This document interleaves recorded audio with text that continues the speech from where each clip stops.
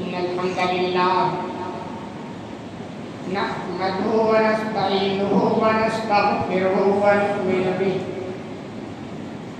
ونعوذ بالله من شرور أنفسنا ومن سيئات أعمالنا من يهده الله فلا مضل له ومن يضلل فلا هادي له وأشهد أن لا إله إلا الله وحده لا شريك له وأشهد أن محمدا عبده ورسوله أما بعد فإن خير الحديث كتاب الله وخير الهدي هدي محمد صلى الله عليه وسلم وشر الأمور محدثاتها وكل محدثة بدعة وكل بدعة ضلالة وكل ضلالة في النار.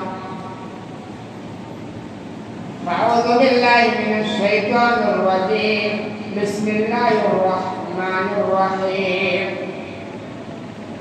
رب اشرح لي صدري ويسر لي أمري واحلل عقدة من لساني يفقهوا قولي.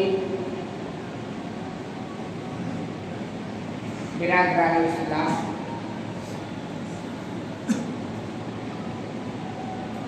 آخری کے جمعہ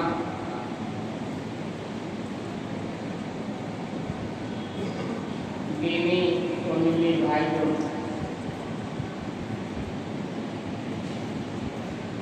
بزرگوں اور دوستوں اور اسلامی ماں و بہنوں اور عزیز بچوں، ہم آپ سے جس موضوع پر بات کر رہے ہیں وہ بہت ہی سنگین موضوع ہے کہ ہمارے گھروں میں بگاڑ بہت زبردست ہے. اس کے اسباب کیا ہے؟ وہ بگاڑ کیوں ہوتے ہیں؟ علاج کیا ہو سکتا ہے؟ ان چیزوں کے تعلق سے ہم کچھ باتیں آپ کے سامنے رکھنے کی کوشش کریں. پروردگار سے دعا ہے کہ لا عالمین جو ہمیں صحیح بات کہیں اور ہم سب کو اس پر عمل کرنے کی توفیق عطا کریں.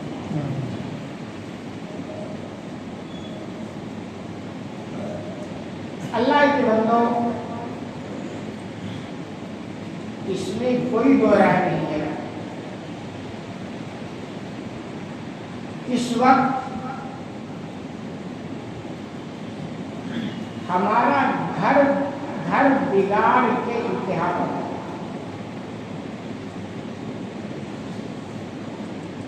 اور اگر میں یہ لفظ بہت تو غلط نہ ہوگا، اس بگاڑ کے لپیٹ میں بچے سے لے کر بوڑھے تک شامل اللہ ماشاء اللہ. اور اس سے بڑا تعجب خیز معاملہ یہ ہے کہ اس بگاڑ کی سدھار کے لیے کوئی بندہ تیار نہیں اللہ ماشاء اللہ. اور اس سے بڑا عجوبہ یہ ہے کہ اس تاریکی میں اگر کوئی بندہ ایسی بگاڑ پر بات کرتا ہے تو ہم اسے سننا پسند نہیں کرتے.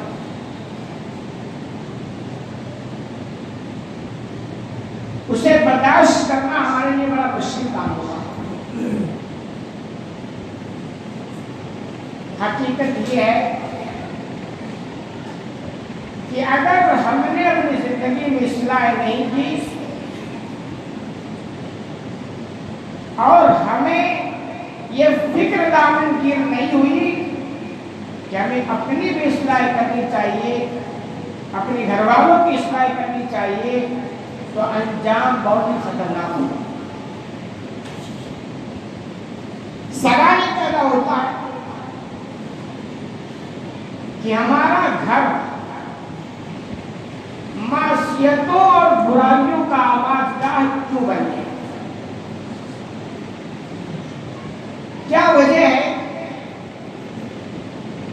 کہ گھروں میں اللہ اس کے رسول کی بات نہ ہونے کے بجائے شیطان کی بات ہوتی ہے۔ اس کا سب سے بڑا المیہ دراصل یہ ہے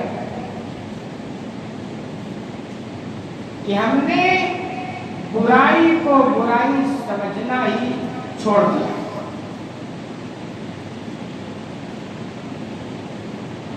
اور جو برائیاں ہماری زندگی میں ہیں وہ ہمارے روز کے معمولات میں شامل ہو چکا ہے، اور حقیقت میں یہ نادانی، بے فکری اور یہ احساس ذمہ داری کا فقدان ہے جس کی وجہ سے ہمارا گھر برائیوں کے دلدل میں دھستا چلا جا رہا ہے۔ جو جہاں ہے وہ سمجھتا ہے ہم بالکل ٹھیک ٹھاک، جو جس مقام پر ہے وہ سمجھتا ہے الحمدللہ ہم ٹھیک ٹھاک، ہم بالکل جیسا کر رہے ہیں وہ ٹھیک ٹھاک ہے۔ اصلاح کی بات تو کوئی کرتا ہی نہیں ہے، اور اگر کرتا ہے تو دوسروں کی کرتا ہے، اپنی نہیں کرتا۔ جو خود یہ بات بتلاتی ہے کہ اصلاح کا جیسا جذبہ ہونا چاہیے وہ ہے نہیں۔ ہم بات کو آگے بڑھائیں۔ ایک بہت بڑے عالم نے بگاڑ کے جو اسباب ہیں اس کے کچھ وجہ انہوں نے نوٹ کیا ہے، ان میں سے کچھ میں آپ کے سامنے رکھنے کی کوشش کرتا ہوں۔ ان میں سے ایک ہے کہ ہمارے گھروں میں برائیوں کی کثرت، ایک دو برائیاں نہیں، کثرت ہے، بھاری پیمانے پر، اور ابتدا سے اسے روکنے کی ہم نے ہمت اور جرأت نہیں۔ کوئی برائی جب شروع میں پنپے نا تو ایمانی تقاضا ہے کہ اسی وقت اس کے خاتمے کے لیے ہمیں بیدار ہونا چاہیے۔ میں بارہا کہا کرتا ہوں، انبیاء کے شان آپ پڑھیں، ان میں سے ایک شان یہ ہوا کرتی تھی کہ جیسے بھی کوئی منکر دیکھتے اس کے خلاف وہ چپ نہیں رہ سکتے۔ وجہ یہ ہے کہ اگر آپ چپ رہو گے تو وہ منکر آگے چل کر اتنا بڑا ہو جائے گا پھر آپ کے کنٹرول میں وہ نہیں رہ پائے گا۔ تو برائیوں کی کثرت، اس پر ہم کچھ نہ بولیں، چپ چاپ بیٹھے گے، اور پھر وہ برائیاں مسلسل ہیں تو اس کا نتیجہ ہوتا ہے کہ ان برائیوں کی جو گھن ہوتی ہے، جو نفرت ہوتی ہے، وہ ختم ہو جاتی ہے۔ میں تجربات کے روشنی میں کچھ باتیں آپ کے سامنے رکھوں، ٹھیک آپ کو اچھا نہیں لگے گا لیکن کیا کرنا ہے۔ ایک بچہ سمجھدار ہو گیا، مان لیجیے 10 سال کا ہو گیا،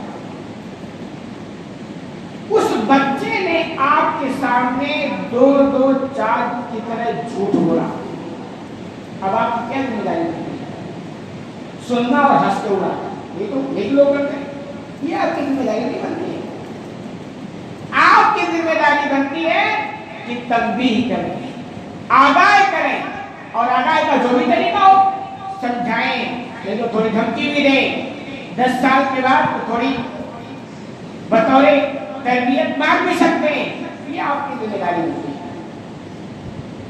لیکن ہم چپ چاپ بیٹھے ہیں، پھر وہی بچہ اپنے اس جھوٹے پن کی باتوں کو اور بڑھاتا ہے، اور اس سے بڑا عجوبہ یہ ہے کہ ہم کچھ جھوٹ بولتے ہیں، پورے گھر میں جھوٹ کا ایک ماحول کھڑا ہو رہا ہے۔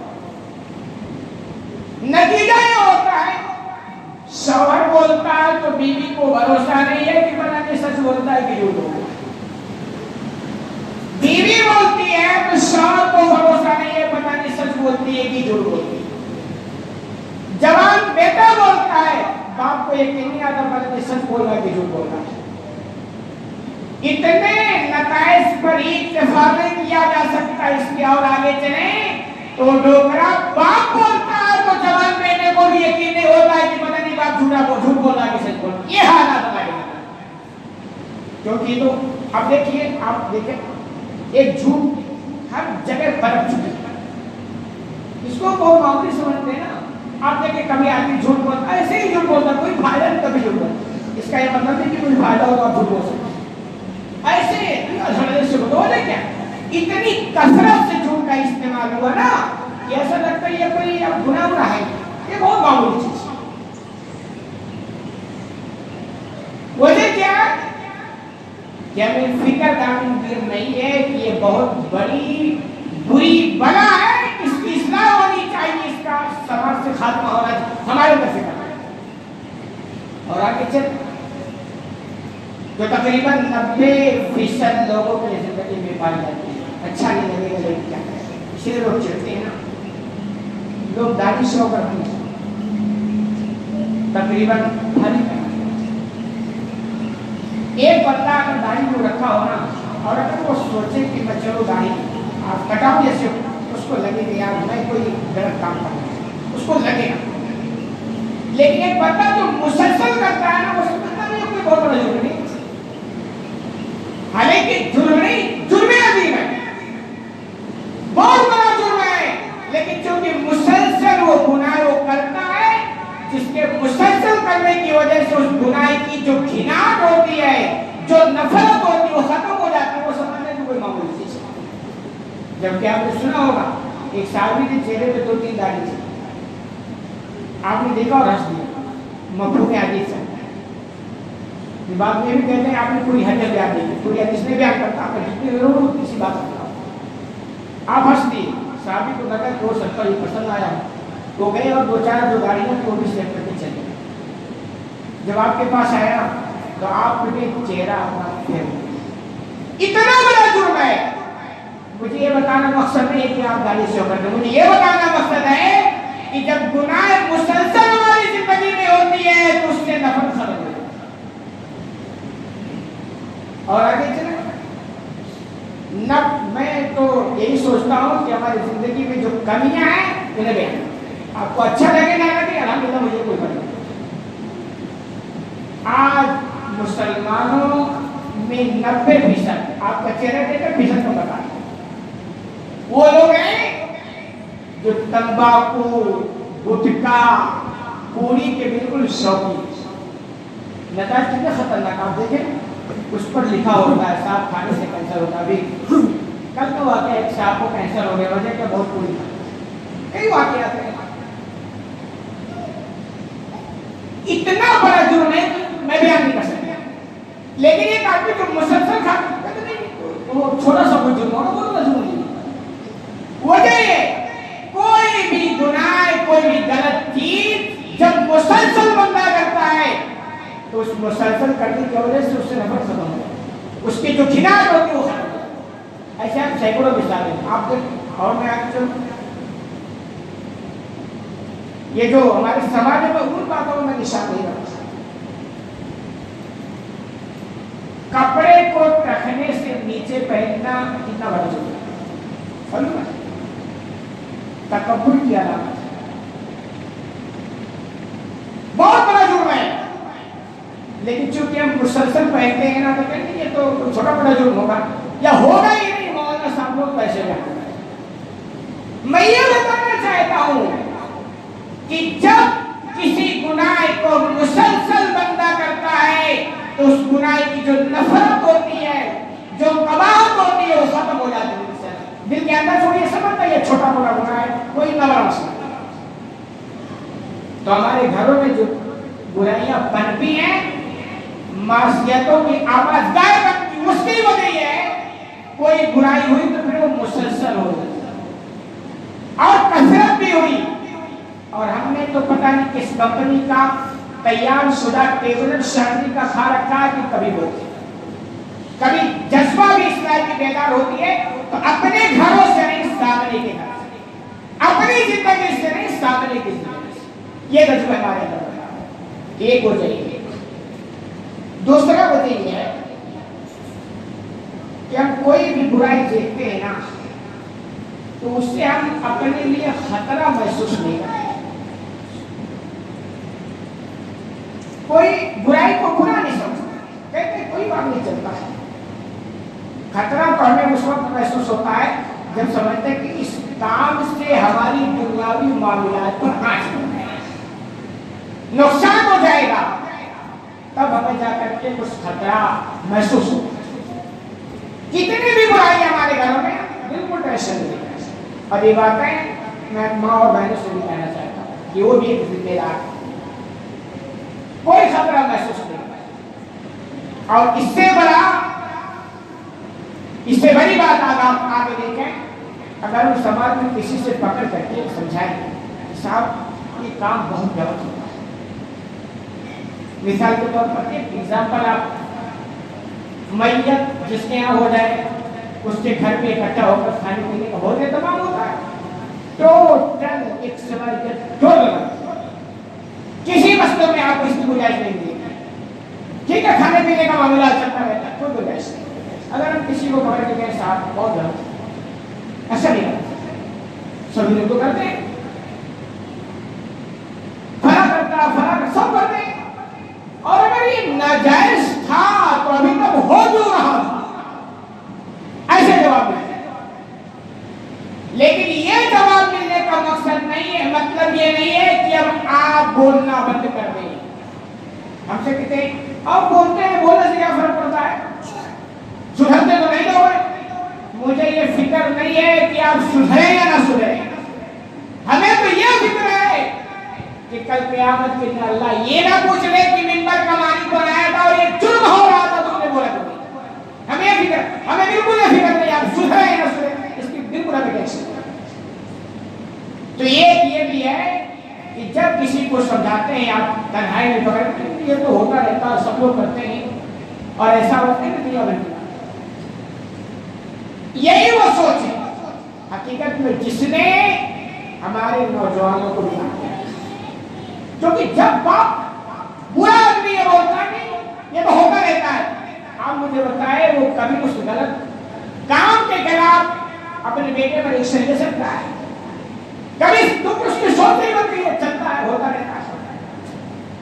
اور اس میں سب سے بڑی ذمہ داری گھر کے اندر رہنے والی ماں اور بہنوں, مائیں ہماری بہنیں توجہ, سب سے بڑی ذمہ داری بنتی ہے. گھروں میں جو برائیوں اگر کنٹرول کرنا ہے تو حقیقت میں ہماری ماں اور بہنیں چاہیں نا تو بہت اچھے طریقے سے کنٹرول کریں. کیونکہ اللہ رب العالمین نے ہمارے ماں اور بہنوں کے اندر وعدہ رکھی ہے, وہ صفت رکھی ہے کہ اگر وہ اس کا استعمال کریں انشاءاللہ بہت سارا سدھار ہو سکتا ہے. اور یہی وجہ ہے صحیح بخاری کی روایت ہے, آپ صلی اللہ علیہ وسلم نے کہا المرأة راعیۃ فی بیت زوجها ومسؤولۃ عن رعیتها, کہ عورت یہ اپنے شوہر کے گھر کی ذمہ دار ہوتی ہے, نگہبانی کرنے والی ہوتی ہے, نگرانی کرنے والی ہوتی ہے, اور اس عورت سے اس کی نگرانی کے بارے میں پوچھا جائے گا. ہر عورت گھر میں ہوتی ہے, دو مقام کا عام طور پر ہوتی ہے, ایک ماں ہوتی ہے ماں کی شکل میں اور ایک بیوی کی شکل میں. ماں کے شکل میں بھی اس کا مرتبہ بہت اونچا ہے اور بیوی کی شکل میں گھر کی مرتبہ ہوتی ہے, اتنا اونچا مقام ہے. اور گھر کی نگرانی کی ذمہ داری ماں اور بہن پر ڈالی گئی. ہماری ماں اور بہنیں چاہیں تو ہمارے گھروں میں حقیقت میں ایک ایک برائی کا خاتمہ ہوتا ہے, لیکن نہیں اصلاح, نہیں یہ جذبہ, نہیں فکر, بس اتنا ہے. کتنا جانتے ہیں کہ یہ اصلاح کی بات نہیں, بس اتنا کہ اگر ہم محرم کے روزے رکھ لیں گے تو کتنا ثواب ملے. اور ہمارا بھی تو مزاج یہی سننے کا ہے کہ مولانا صاحب یہ منکر کے خلاف نہ بولے, یہ تو بولے کہ محرم کو روزہ رکھیں تو کتنا ثواب ملے گا, شوال کو روزہ رکھیں گے تو کتنا ثواب ملے گا, یہ بولے. دیے کہ محترم آپ نے اگر زکات میں ڈنڈی مار کے رکھی ہے کہ محرم کا روزہ آپ کو بچا نہیں سکتا، اب آپ کو برداشت نہیں۔ اگر مولانا صاحب دے دیے کہ اگر آپ نے بہنوں کو وراثت میں حق نہیں دیا ہے تو یہ رمضان کا روزہ بھی آپ کو نہیں بچا سکتا، یہ برداشت نہیں۔ تین معاملہ ماؤ بہنوں کا، ان کے جذبہ جانتے ہیں کیا؟ فلاں سورت کو فلاں دن پڑھنے کی وجہ سے بہت اہتمام میں چاہیے، بڑی اچھی بات ہے، اس پر کمنٹ نہیں ہے، میں حوصلہ افزائی کرتا ہوں، لیکن یہ دینداری صرف نیکیاں کرنے پر ہے، برائیاں روکنے پر نہیں۔ میں سنتا رہتا ہوں ماں بہنوں کی طرف ایسی ایسی دینداری تہجد گزار، لیکن زندگی میں جو خرافات ہے، جو کلچر ہے، جو غیروں کا تہذیب ہے، وہ ایسی بات کریں ماں بہنوں کے ساتھ نہیں، اسے نہیں چھوڑا جا سکتا، وہ کیسے دور کیا جا سکتا ہے؟ تو ماں اور بہنیں اس چیز کو سمجھیں کہ ماں اور بہنیں گھر کے شوہر کی نگہبانی کرنے کی ذمہ داری ہوتی ہے، اور ضرور اسے اس ذمہ داری کے بارے میں پوچھا جائے گا، بچ نہیں سکتی ہے۔ محترم صاحب سو رہے ہیں اور محترمہ اٹھ کر تہجد کی نماز پڑھیں، کیا کبھی آپ محترم صاحب کو جگاتے کہ نہیں جگاتے؟ اس کا الٹا بھی آپ دیکھ رہے ہیں، محترم صاحب تہجد کی نماز پڑھیں اور محترمہ کھڑاٹے لے کے فجر میں سو رہی، کبھی آپ کو اٹھانے کی توفیق ہوتی ہے کہ نہیں ہوتی ہے؟ یہی وجہ ہے کہ میں کہا کرتا ہوں کہ ہماری دینداری بس ہماری ذات پر محدود ہے، جو حقیقت میں ہمیں یہ دینداری بھی بتائی ہے۔ اور آگے چلیں کہ ہمارے گھروں میں جو برائیاں ہیں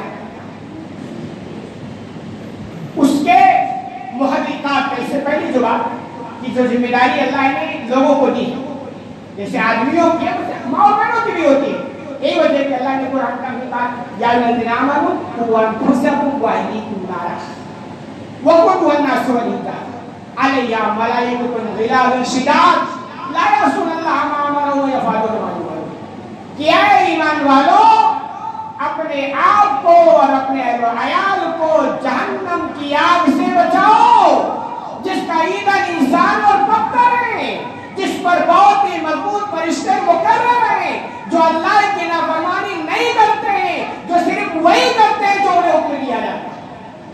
اے ایمان والو، اس میں جیسے مرد شامل ہے ویسے ہمارے ماں اور بہنیں بھی شامل ہیں۔ جیسے مردوں کی ذمہ داری ہوتی ہے کہ اپنی اہل و عیال کو جہنم سے آگ سے بچانے کی فکر پیدا کریں، ایسے ہماری ماں اور بہنیں یہ آپ کی بھی ذمہ داری ہے، آپ کو بھی فرض ہوتا ہے کہ آپ اس کی فکر کریں۔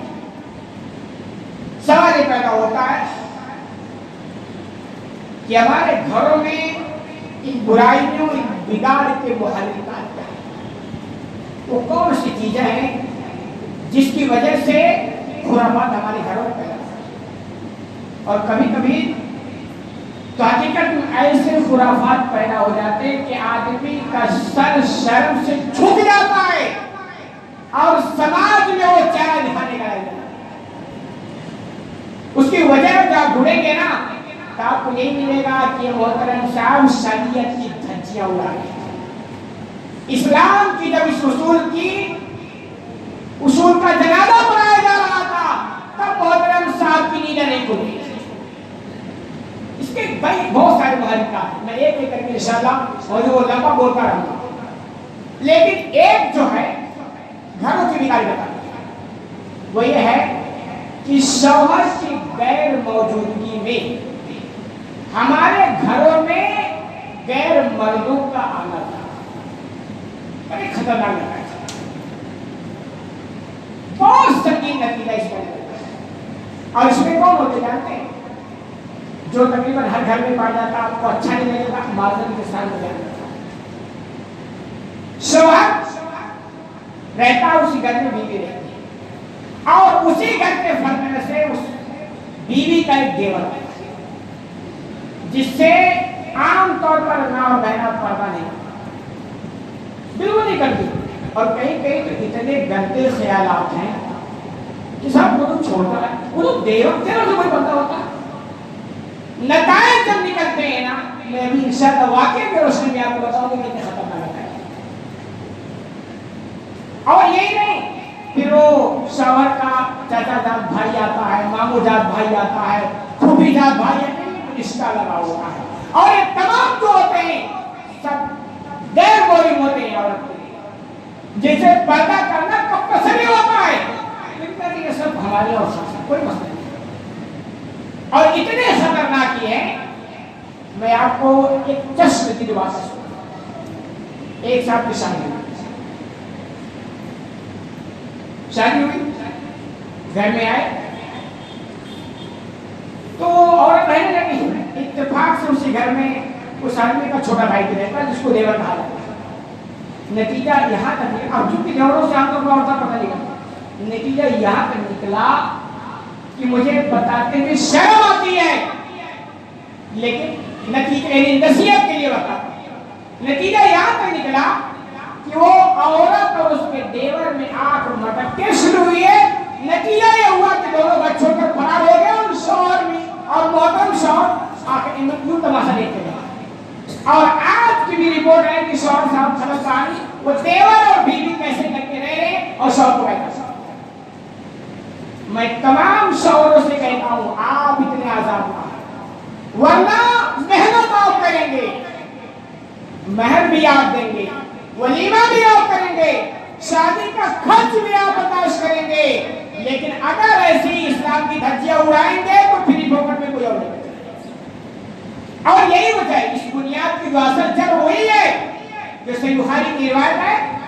आप सल्लल्लाहु अलैहि वसल्लम ने कहा, लोगों तुम औरतों के पास मत जाया करो, यानी जो वही औरतें हैं उनके पास मत जाया करो। किसी अंसारी ने सवाल किया, अल्लाह के रसूल हम देवर के ताल्लुक से क्या भूल देते हैं, क्योंकि देवर तो घर में रहने वाला लड़का होता है ना, उसके बारे में आपकी क्या राय है? आपने जो जुमला फरमाया वो जुमला नोट करें। आपने कहा अलहमु कल मौत, सही बुखारी। देवर ये मौत के मानिंद होता है। अब जो मैंने पहले वाक्य सुना है ना, वो मौत से भी बढ़ गया। अब तो इसका इलाज है, जैसे आदमी मर गया और मरने के बाद जो मसाइल उलझते हैं ना, वो कहाँ हल होने वाली। तो ऐसे अगर संगीन नतीजा देवर और भाभी का घर में पैदा हो गया, उसका कोई फिर इलाज नहीं होता, फिर वो मौत से भी संगीन रास्ते यानी देखने पड़ जाते हैं।